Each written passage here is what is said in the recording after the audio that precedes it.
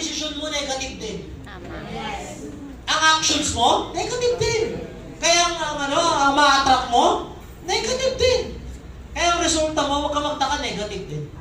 Kasi nanggagaling yan kung paano ka mag-isip.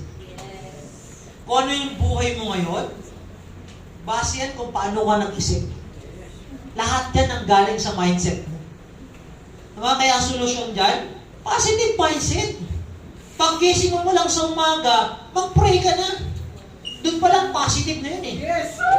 Pag gising mo pa lang sa umaga, masaya ka na dapat. Para mataas yung energy mo. Kasi kapag masaya ka, ang bilis pumasok ng blessings. Tama? Pag positive ka mag-isip, pansinin mo, yung mga desisyon mo sa buhay, ang ganda.